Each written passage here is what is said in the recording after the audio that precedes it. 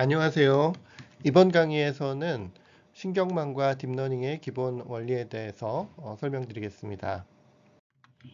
자, 먼저 인공신경망의 기본 개념에 대해서 말씀드리겠습니다. 인공신경망은 생물학적인 뇌를 모방해서 만든 인공지능 모델입니다. 사람의 뇌는 굉장히 많은 수의 신경세포, 즉 뉴런에 의해 가지고 구성이 됩니다. 하지만 각각 뉴런이 하는 일은 비교적 단순하다고 알려져 있는데요. 이 앞쪽에서 오는 전기 화학적인 신호를 결합한 이후에 그 결합한 신호의 세기가 일정 수준 이상이 되면은 다음 뉴런에게 전달하고, 그렇지 않은 경우에는 거기서 멈추는 것으로 이렇게 알려져 있습니다. 이러한 뉴런들이 굉장히 많은 수가 모여서 지능을 발현하는 뇌가 되는 것입니다. 인공신경망은 다음과 같은 그 형태로 동작합니다. 마치 이 실제 뉴런들이 그 앞쪽에서 전기 화학적인 신호를 받는 것처럼 각 뉴런들은 이와 같은 벡터 형태의 입력을 받습니다. 그리고 그 벡터의 각 엘리먼트에다가 가중치를 곱해가지고 그걸 다 더합니다. 그게 요 식에서 weighted sum, 이 시그마에 의해 가지고 나타낸 이쪽 파트에 해당합니다. 그리고 나서 그 값이 임계치를 넘는지 안 넘는지를 보기 위해서 특정한 스레시홀드 밸류를 여기다가 더합니다. 더할 수도 있고 뺄 수도 있는데 그냥 더하기로 표시하겠습니다. 그 다음에는 비선형 함수를 한번 통과시킵니다. 그래서 그 결과를 다음 뉴런에게 전달하는 것입니다. 인공신경망은 이와 같은 뉴런들이 굉장히 많은 숫자가 모여서 구성이 됩니다. 일반적으로는 계층, 즉 레이어라는 형태로 구성이 되는데요. 이 신경망은 3개의 레이어로 구성이 되어 있습니다. 이쪽에 보이시는 뉴런들은 입력 계층이라고 하고요. 그리고 결과를 출력하는 이 마지막 계층을 출력 계층이라고 부릅니다. 그리고 그 중간에 있는 모든 계층들을 은닉 계층 또는 히든 레이어라고 부릅니다.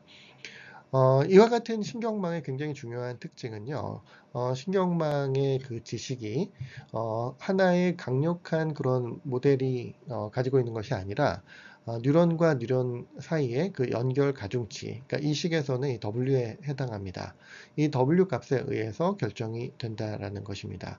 이 뉴럴넷 전체의 동작이 이 W 값에 의해 가지고 결정이 되는 것이죠. 그리고 두 번째는 신경망은 특정한 입력이 들어왔을 때 특정한 출력이 나오도록 그 가중치를 최적화해주는 학습 알고리즘이 개발되어 있다는 것입니다. 그래서 신경망 구조를 우리가 설계한 이후에 그 학습 알고리즘을 이용을 하면은 특정한 입력이 들어왔을 때 특정한 출력이 나오도록 그렇게 그 가중치를 최적화할 수 있다는 것입니다. 따라서 신경망은 일반적으로 매핑, 여기서의 매핑은 벡터에서 벡터로의 매핑을 말하고요. 매핑을 학습하거나 또는 요즘 나오는 그 생성적 모델 같은 경우는 데이터의 분포를 모델링을 합니다. 생성적 모델이 데이터를 합성하는 그 원리는 먼저 학습 데이터의 분포를 학습한 이후에 그 학습 데이터의 분포에 입각해서 샘플링을 하는 것입니다. 그렇게 되면 학습 데이터와 유사한 성질을 갖는 새로운 데이터가 만들어지고요. 그 과정이 바로 새로운 데이터를 만들어내는 과정입니다.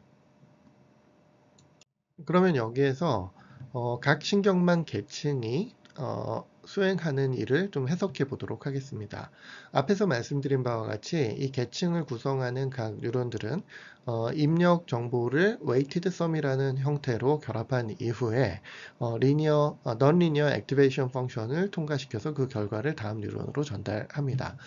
이 과정은 여러 가지 입력 정보가 들어왔을 때 그 입력 정보를 결합해서 좀 더 하이 레벨 인포메이션으로 변환하는 그런 과정으로 해석할 수 있습니다. 그리고 특별히 신경망은 여기에서 이 W라는 값들을 학습에 의해서 결정을 하는데요. 이 과정은 내가 원하는 동작을 수행하기 위해서는 입력 정보를 어떠한 비율로 결합해야 하는가를 결정하는 과정이라고 말할 수가 있습니다. 즉 신경망은 입력 정보를 결합해서 좀 더 하이 레벨 인포메이션으로 변환한 이후에 다음 계층으로 이렇게 전달합니다. 따라서 이와 같은 과정이 반복되면 반복될수록 단순한 정보들이 결합해서 좀 더 하이 레벨 인포메이션으로 변환되는 과정인 것입니다. 두 번째 관점은 일종의 다트 프로덕트 연산을 통해서 특정한 의미를 갖는 그러한 피처들을 추출하는 그러한 동작을 합니다. 이 앞에서 말씀드린 이 weighted sum, 시그마로 표현한 요 식을 벡터의 형태로 바꾸면은 다음과 같이 w를 w 벡터 그리고 x도 대문자 x로 표시해서 벡터로 나타낼 수가 있습니다. 그러면 이 과정은 결국 w와 x 간의 다트 프로덕트로 해석을 할 수 있다는 것이죠. 근데 다트 프로덕트에서는요, 두 개의 벡터가 비슷한 방향을 가지면은 큰 값이 나오고 전혀 다른 방향을 갖게 되면은 작은 값이 나오게 됩니다. 여기에서 w는 신경망의 학습 알고리즘에 의해 가지고 결정이 되는데요. 학습이 된 이후에는 w가 특별히 내가 원하는 그 동작을 수행하는 데 있어서 도움이 되는 특정한 패턴을 저장하게 됩니다. 그러면 이 입력 중에서 그 패턴과 일치하는 성분을 찾아서 그 얼마나 일치하는지 정도, 그 스트렝스를 그 출력해주는 그러한 역할로 볼 수가 있습니다. 이렇게 보면 이 W는 일종의 피처 익스트랙션을 위한 필터로 해석할 수가 있습니다. 신경망의 굉장히 오래된 조상이라고 말씀드릴 수 있는 모델은 퍼셉트론이라는 모델입니다. 이 퍼셉트론에서 제한된 중요한 개념들은 지금까지도 굉장히 널리 사용되고 있습니다. 입력이 벡터의 형태로 주어지고요. 그리고 각 입력 엘리먼트를 weight라는 값을 곱해가지고 weighted sum을 합니다. 여기에서 이 weighted sum 한 이 값을 보통 logit이라고 부르거나 net value라고 부릅니다. 그리고 그 net value를 non-linear activation 펑션을 통과시켜서 그 결과를 다음으로 보내는 것입니다. 초기에 퍼셉트론은 다음과 같은 하드 리미트 펑션을 액티베이션 펑션으로 사용했습니다.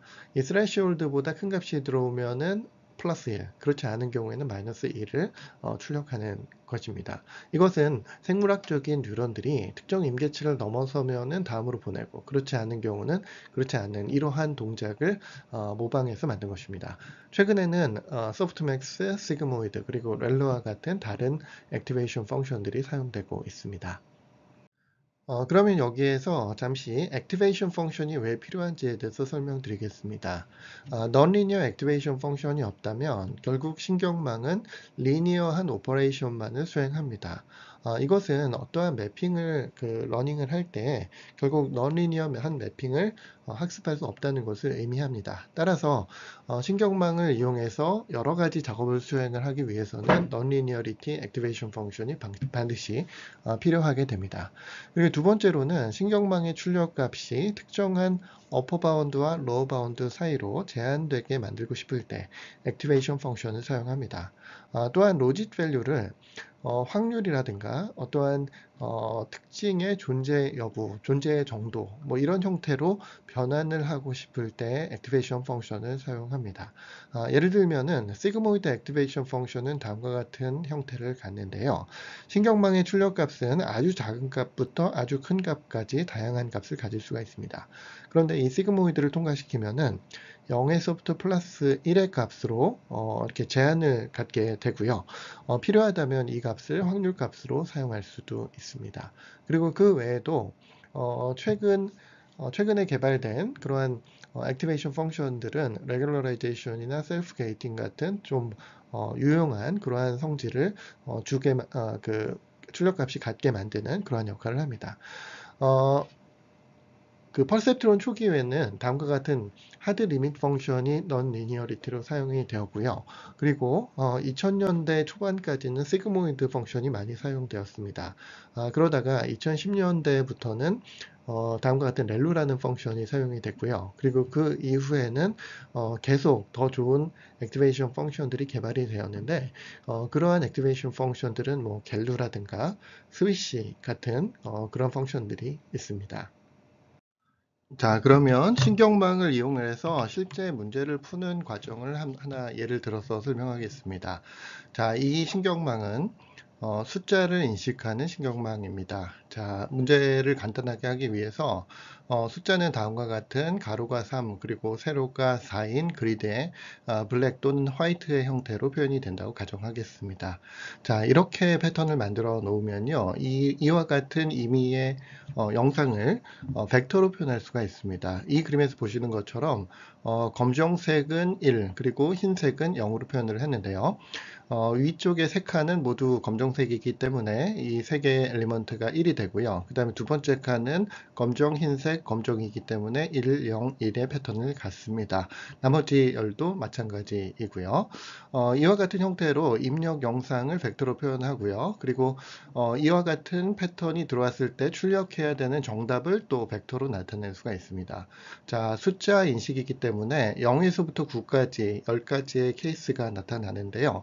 신경망에 아웃풋 뉴런을 10개를 배치한 다음에 각각에 있는 이 뉴런들이 그에 해당하는 그 숫자의 점수를 나타낸다. 이렇게 매핑을 시켜보도록 하겠습니다. 자, 이렇게 만들면 이와 같은 7자 패턴의 정답은 다음과 같이 표현할 수 있습니다. 자, 0번, 1번, 2번, 3번, 4번, 5번, 6번, 7번. 7번 뉴런이 이 위치가 되겠죠. 7번 뉴런의 정답은 1이고 나머지 뉴런의 정답은 다 0으로 이렇게 세팅을 합니다. 자, 그러면 이 신경망을 이제 학습을 해야 되는데요. 학습을 하기 전에는 이와 같은 입력이 들어온다고 하더라도 결국 이 출력되는 값이 굳이 이 7이 높은 그런 값이 나올 리가 없습니다. 일반적으로는 랜덤한 값이 나오게 되겠죠. 그러나 학습이 진행되면 진행될수록 이 신경망의 출력 값이 이 정답에 가까이 가도록 그렇게 만듭니다. 이러한 과정은 이 신경망의 출력 값과 정답 간의 그 디퍼런스를 일종의 로스 펑션이라는 이제 옵티마이제이션 펑션으로 표현을 한 후에 그 펑션을 미니마이즈 하도록 이 신경망의 연결 가중치들을 학습하는 겁니다. 이렇게 해서 학습을 계속 반복하다 보면은 결국 이렇게 7자가 들어오면은 7의 스코어가 가장 높게 나오게 되고요. 9자가 들어올 경우에는 9의 스코어가 가장 높게 나오도록 그렇게 만들 수 있습니다. 그 다음에는 새로운 패턴이 입력되었을 때 신경망을 통과시켜서 가장 높은 값이 나오는 그러한 클래스를 그 인식 결과로 출력을 하면 되는 것입니다. 실제 신경망을 이용해서 문제를 푸는 과정은 다음과 같습니다. 맨 처음에 신경망을 학습시킬 데이터를 수집합니다. 여기에서 데이터라 함은 기본적으로 입력 데이터를 말을 하고요. 그리고 추가적으로 그 각 샘플에 대해서 신경망이 출력해야 되는 정답, 레이블이 또 같이 포함이 됩니다. 언스포바이스드 러닝이나 셀프 스포바이스드 러닝에서는 레이블 없이도 학습이 가능하지만 가장 기본적인 학습인 슈퍼바이스드 러닝에서는 이 레이블이 꼭 필요하게 됩니다. 그 다음으로는 이 데이터들의 특성을 잘 반영해서 이 데이터를 잘 처리할 수 있는 네트워크 스트럭처를 정의합니다. 일반적인 신경망 같은 경우는 레이어의 개수와 각 레이어에 있는 히든 뉴런들의 개수 같은 것들이 스트럭처가 됩니다. CNN이나 트랜스포머 같은 경우에는 그보다 좀 더 많은 요소들을 결정해 주어야 합니다. 그러면 이와 같은 학습 데이터와 네트워크 구조를 가지고 그 네트워크의 커넥션 웨이트, 즉 학습 파라미터들을 학습합니다.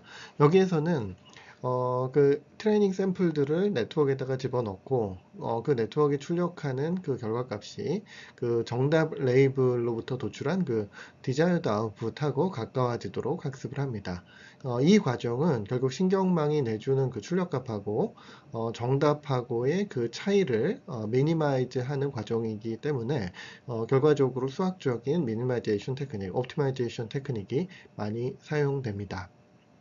그 다음에 학습이 다 끝난 이후에는 이제 트레이닝 패턴에 대해서 정답에 가까운 그러한 값들을 계속 출력하는 상태가 되는 것이고요.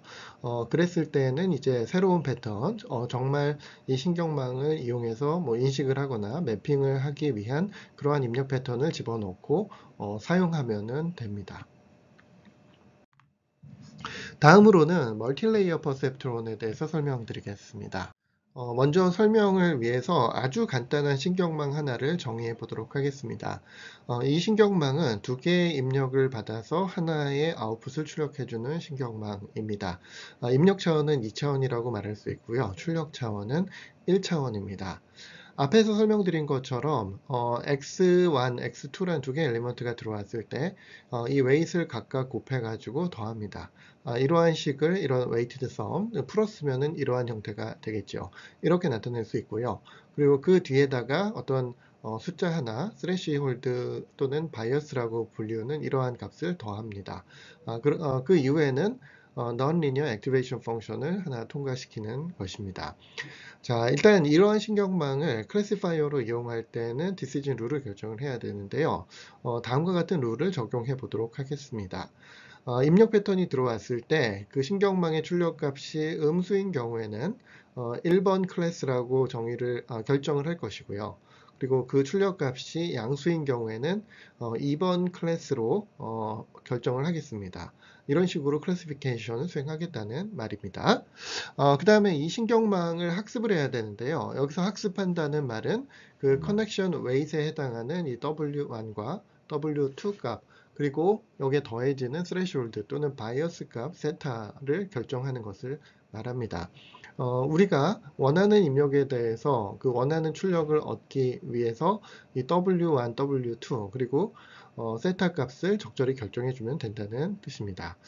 이 값들을 결정하기 위해서는 트레이닝 샘플이 필요합니다. 일단 트레이닝 샘플 두 개가 주어졌다고 가정을 하겠는데요. 첫 번째 샘플은 2,1입니다.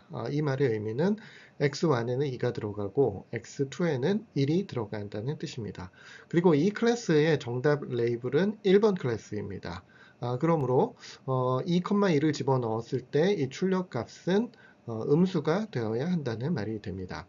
그리고 두 번째 샘플은 1,2입니다. x1이 1, 그리고 x2가 2가 들어가고요. 그랬을 때 정답 레이블이 클래스 2이기 때문에 이 신경망의 아웃풋은 양수가 되어야 합니다. 이러한 과정을 피처 스페이스로 나타내 보도록 하겠습니다. 자, 이 좌표 평면을 보시면은 가로축이 x1 그리고 세로축이 x2를 의미합니다. 이 신경망의 두 개의 그 입력 엘리먼트를 말하고 있죠. 그리고 x1, 그러니까 large x1은 2,1인데요. 2,1의 위치는 대충 한 이 위치가 됩니다.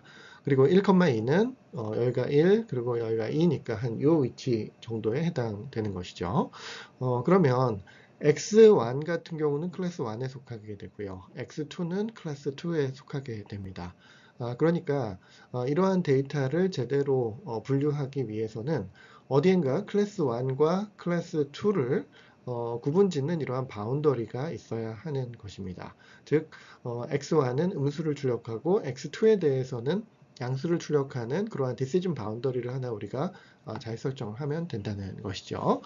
여기서 아까 제가 그 x1은 음수가 나와야 되고 x2는 양수가 나와야 된다. 그 이유는 음수는 클래스 1, 양수는 클래스 2에 속하기 때문이다. 이렇게 말씀을 드렸는데요. 여기서 잠시 이 출력값이 0이 되는 이 방정식에 대해서 한번 생각해 보도록 하겠습니다. 자, 아까 위에서 말씀드린 것처럼 입력이 들어오면은 W1을 곱하고 또 W1을 X1에 곱하고 W2를 X2에 곱하고 세타를 더한 다음에 액티베이션 펑션을 통과시킵니다. 여기에서 이 액티베이션 펑션은 일단 부호를 변화시키지 않는다고 잠깐 가정을 하도록 하겠습니다. 그렇게 되면은 이 F를 통과시키기 전이나 후나 그 부호 자체는 이제 변화가 없게 되는 것이고요. 그래서 이 F는 잠시 무시할 수가 있게 됩니다. 이 안에 있는 이 식을 보시면은요. W1 곱하기 X1 더하기 W2 곱하기 X2가 되는데 이러한 식은 우리가 중고등학교 때 배웠던 직선의 방정식에 해당합니다. 즉 아까 설명드렸던 이 weighted sum이라는 이러한 메커니즘이 실제적으로는 x1과 x2라는 좌표로 이루어진 그 좌표 평면에서의 직선이 된다는 것이죠. 그리고 예를 들어서 이 세터가 제로라는 얘기는요, 원점을 지나는 직선이라는 것을 의미합니다. 단순하게 생각을 하기 위해서 일단 세타를 제로로 세팅을 하면은 다음과 같은 이러한 좌표에서 어딘가 바운더리가 이렇게 만들어지는데요. 세터가 그 0이면 원점을 지나게 되고 세터가 0이 아닌 경우에는 이 원점이 아닌 다른 위치를 지나게 되는 그런 직선이 됩니다. 여기서 우리가 꼭 기억해야 되는 부분은 신경망의 각 뉴런, 즉 이렇게 웨이티드 썸에 의해서 입력 피처들을 컴바인하는 이 과정은 일종의 직선의 방정식에 해당한다는 것입니다. 좀 더 일반화한다면 신경망의 각 뉴런들은 직선 하나에 대응된다. 이렇게 기억을 하셔도 좋을 것 같습니다.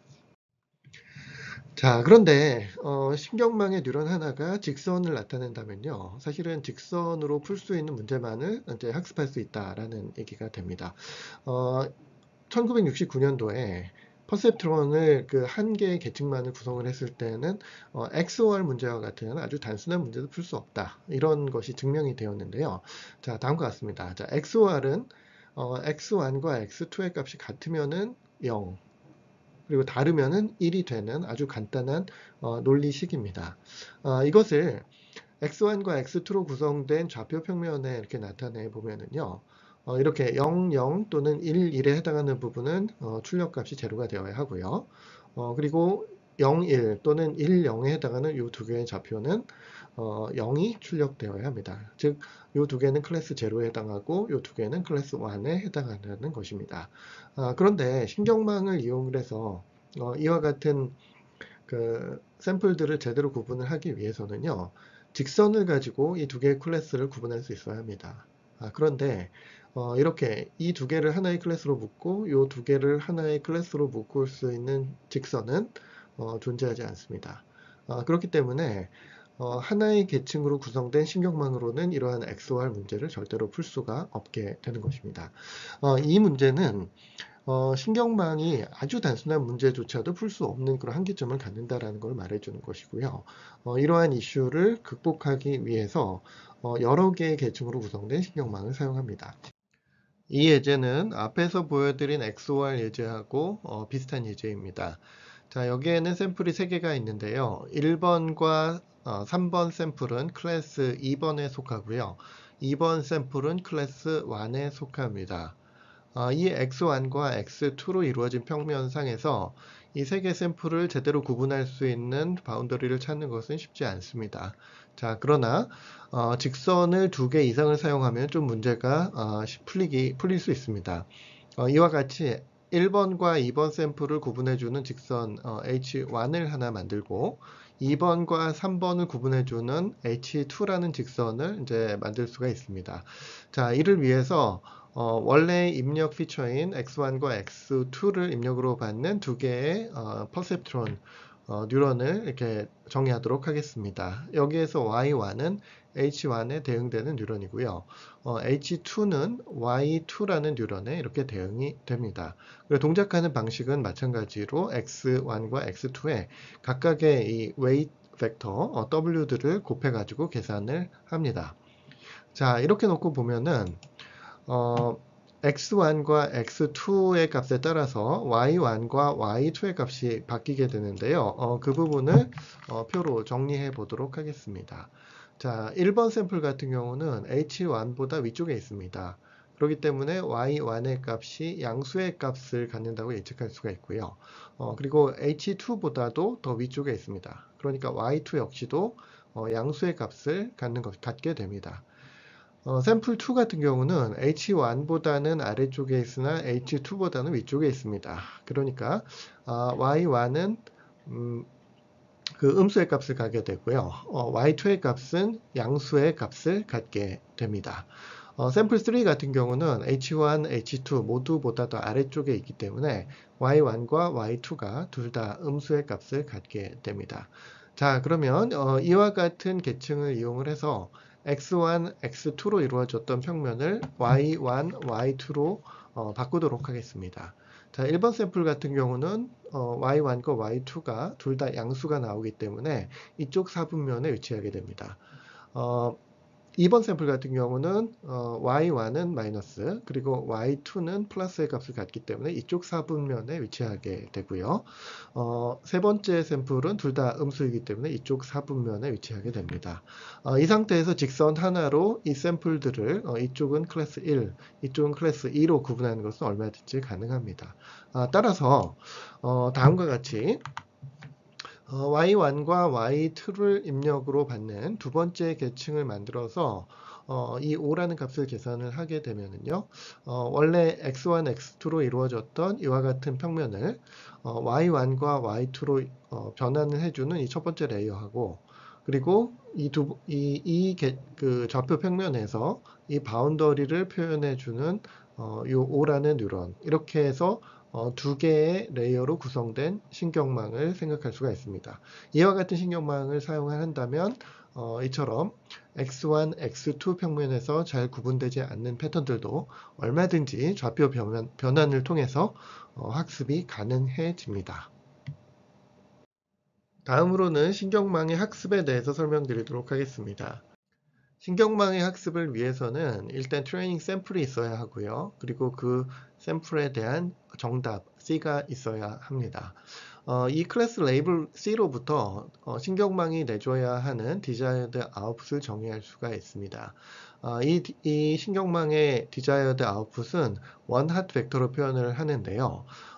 예를 들어서 K개의 아웃풋 뉴런이 있을 경우에 그 정답에 해당하는 그 뉴런의 값은 desired value를 1로 세팅하고요. 나머지 뉴런들은 모두 0으로 세팅합니다. 그리고 나서 로스 펑션을 하나 정의합니다. 로스 펑션은 일반적으로 L 또는 LR라는 의미로 2라는 말로써 표현을 합니다. 일반적으로 이 로스는 뉴럴넷의 출력값과 desired output 사이의 그 차이를 의미합니다. 그리고 이 LR을 결정하는 것은 크게 세 가지가 있는데요. 입력 데이터, 그리고 신경망의 연결 가중치 파라미터, 그리고 세 번째로는 정답이 있습니다. 그 중에서 학습할 때는 입력 데이터하고 정답이 고정되기 때문에 결국 그 에러 펑션, 로스 펑션은 신경망의 연결 가중치, 즉 W의 함수로서 표현을 할 수 있습니다. 자, 이렇게 되면은 입력과 desired output이 결정된 상황에서 W를 잘 조정해서 이 에러 값 또는 로스 값을 미니마이즈 할 수가 있는데요. 이 과정이 바로 신경망의 트레이닝입니다.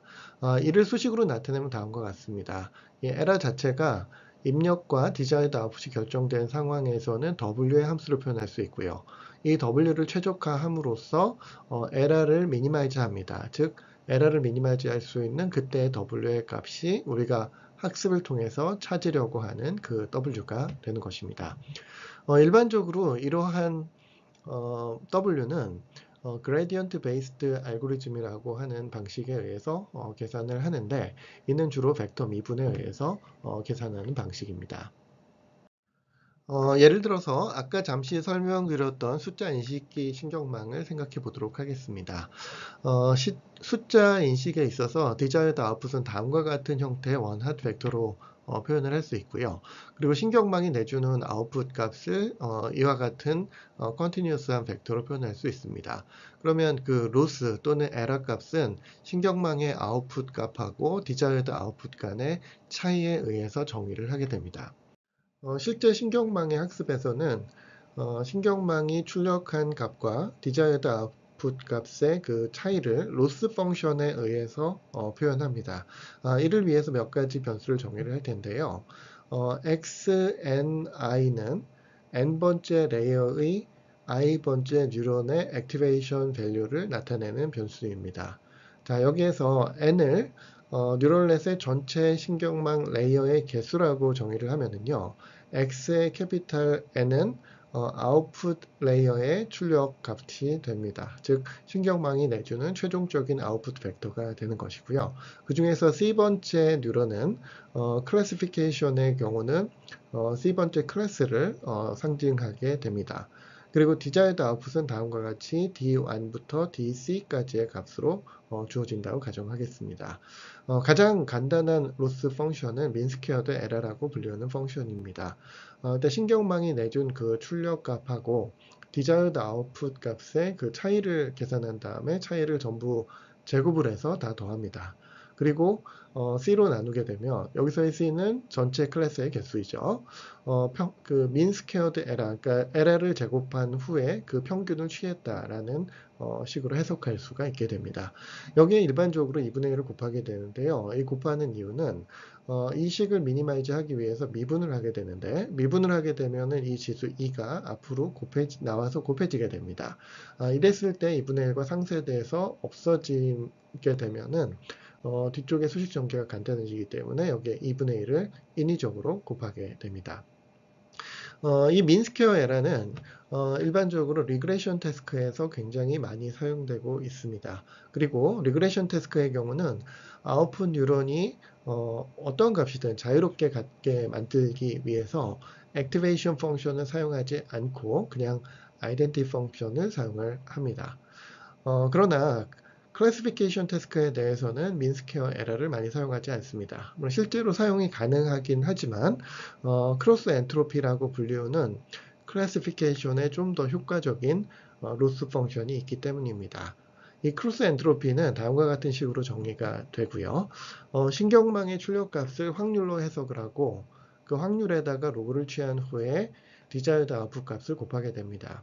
여기서 디자이어드 아웃풋은 정답 클래스는 1이고 나머지 클래스는 전부 다 0이기 때문에 실제로 이 웨이티드 썸을 계산하게 되면은 정답 클래스의 출력값만을 보겠다라는 그러한 방식의 로스 펑션이 됩니다. 그런데 이 크로스 엔트로피는 한 가지 조심할 점이 있는데요. 이 뒤에 나오는 신경망의 아웃풋 값이 항상 확률이어야 합니다.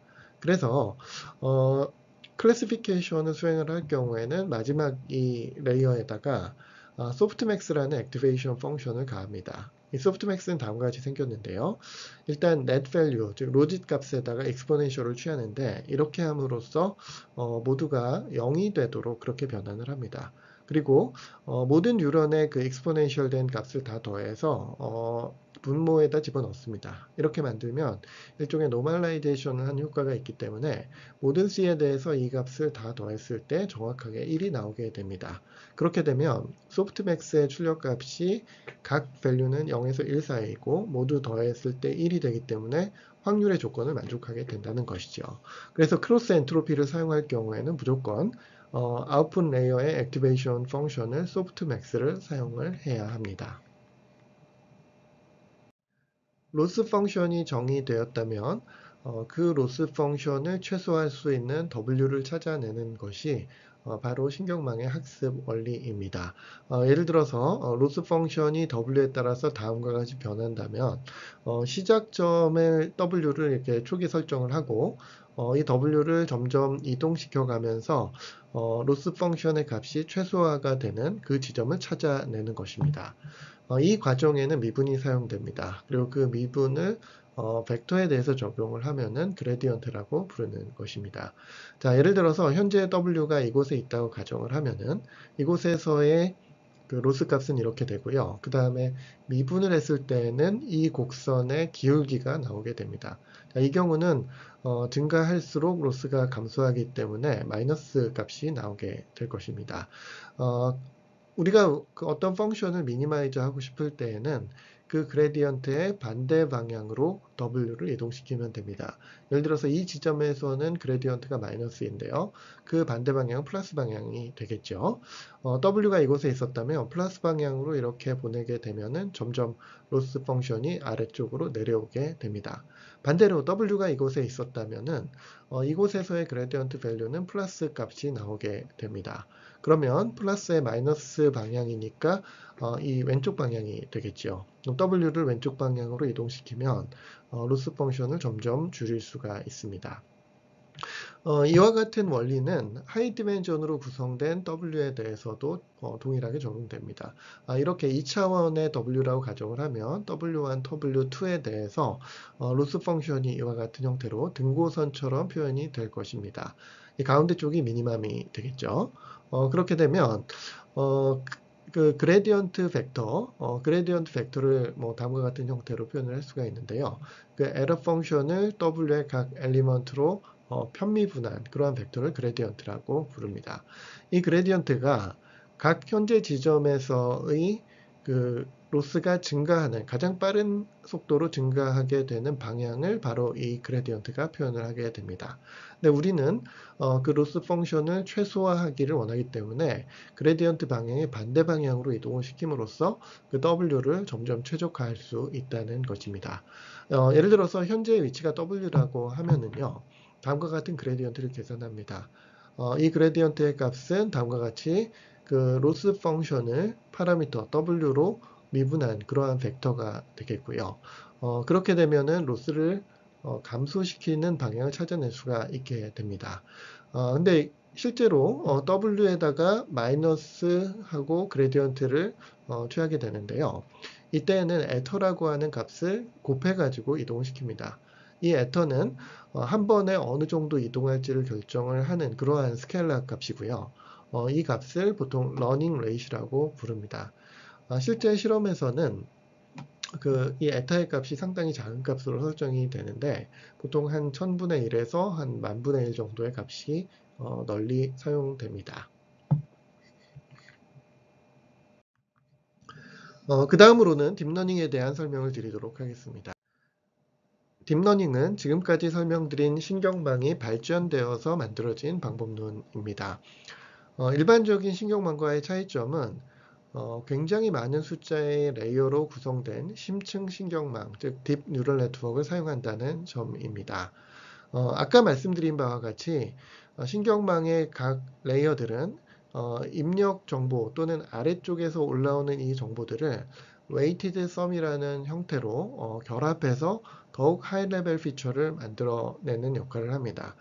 따라서 레이어가 많다는 이야기는 입력 정보가 아주 단순하고 프리미티브한 정보를 가지고 있을 때 그것들을 결합해서 좀 더 하이 레벨 피처로 만들고 그걸 한 번 더 결합해서 더욱 하이 레벨 피처로 만들고 이러한 과정을 여러 번 반복한다는 것을 의미합니다.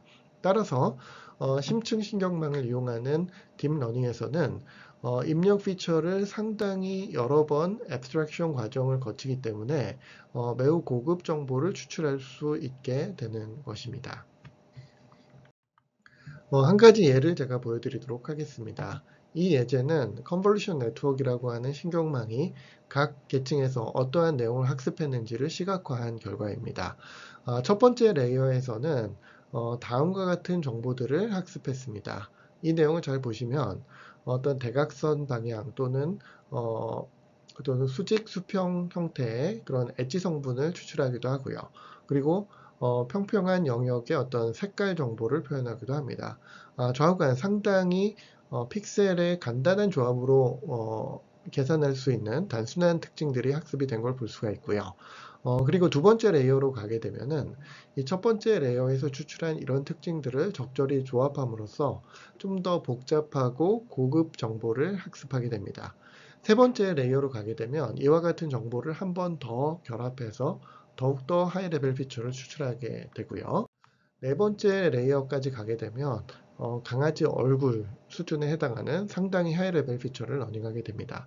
물론 다섯 번째, 여섯 번째, 일곱 번째 레이어로 가게 되면 더욱더 복잡하고 하이 레벨한 그런 피처를 학습하게 됩니다.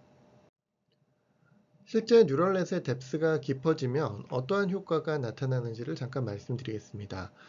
이론적으로는 신경망의 히든 레이어가 하나만 있다고 하더라도 충분히 많은 뉴런이 있다면 복잡한 함수들을 모두 approximate 할 수 있습니다. 그러나 문제가 복잡할 경우에 히든 레이어의 개수가 충분하지 않은 쉘로우 네트워크를 사용할 경우에 매우 많은 숫자의 히든 유닛이 있어야 한다라는 것이 또한 증명이 되어 있습니다. 따라서 복잡한 태스크를 충분하지 않은 계층을 이용해서 푸는 것보다는 충분한 뎁스를 가지고 있는 딥 뉴럴 네트워크를 사용하는 것이 훨씬 효과적이라는 이야기가 됩니다. 일단 딥 뉴럴 네트워크는 효율적입니다. 여기서 효율적이라는 말은 각 레이어별 히든 유닛의 개수가 훨씬 적어도 된다는 뜻이고요. 그렇게 되면 신경망의 학습 파라미터에 해당하는 뉴런 간의 연결 커넥션 웨이트이 훨씬 더 적은 숫자이기 때문에 학습이 더 잘 이루어집니다. 그리고 다음 그래프와 같이 깊이가 깊어지면 깊어질수록 성능이 우수해지는 그런 효과가 현실적으로 많이 관찰이 되고 있고요. 새로운 데이터에 대해서도 적용을 잘하고 오버피팅과 같은 좋지 않은 부작용도 많이 감소시킬 수가 있습니다. 한 가지 단점은 뎁스가 깊어지면 깊어질수록 옵티마이제이션이 어려워진다. 즉 학습이 어려워지는 현상이 발생을 하는데요. 그것은 뎁스가 깊어짐에 따라서 여러 가지 수학적인 문제, 예를 들면 Vanishing Gradient Problem 같은 것들이 발생하기 때문입니다. 근데 다행히도 이와 같은 문제점에 대한 해결책이 또 개발되었습니다. 그렇기 때문에 현재로서는 이와 같은 딥러닝, 딥 뉴럴 네트워크의 그 장점은 취할 수 있는 반면에 이와 같이 학습이 어렵다라는 단점은 극복할 수가 있게 되는 것입니다. 딥러닝에는 굉장히 다양한 종류의 심층 신경망이 사용됩니다. 가장 단순한 종류로는 그냥 계층에 아주 많이 포함되어 있는 딥 뉴럴 네트워크를 말할 수 있고요. 그 다음에 영상 처리에서 매우 널리 사용되는 컨볼루셔널 뉴럴 네트워크가 있습니다. 이 컨볼루셔널 뉴럴 네트워크는 시각 처리를 위해서 만들어졌고 실제로 꽤 오랜 기간 동안에 영상 처리 분야에서 가장 우수한 성능을 보여왔습니다. 그리고 리커런트 뉴럴 네트워크는 히든 뉴런에서 다시 히든 뉴런으로 가는 이러한 리커런트 커넥션이 포함된 뉴럴 네트워크를 말하는데요. 이 뉴럴 네트워크는 일종의 메모리의 역할을 가지고 있기 때문에 이를 이용해서 타임 시리즈 데이터, 즉 자연어 텍스트라든가 아니면 음성 신호, 그리고 또 센서 데이터와 같은 데이터들을 처리하는 데 널리 사용되고 있습니다. 그리고 2017년도에 트랜스포머라는 네트워크가 제안이 되었는데요. 이와 같은 형태를 가지고 있고 어텐션이라는 메커니즘을 통해서 정보를 처리하는데 처음에는 NLP, 즉 자연어 처리 분야에서 우수한 성능을 보여왔고요. 그 다음에 음성 인식과 음성 합성 분야에서 널리 사용되었고 최근에는 영상 처리 분야에서까지 매우 우수한 성능을 보이고 있습니다. 그래서 꽤 오랜 시간 동안에 영상 처리에 가장 널리 사용됐던 CNN보다도 더 우수한 성능을 보이기도 합니다. 이렇게 해서 이번 강의에서는 신경망의 주요 개념과 딥러닝에 대해서 소개해 드렸습니다.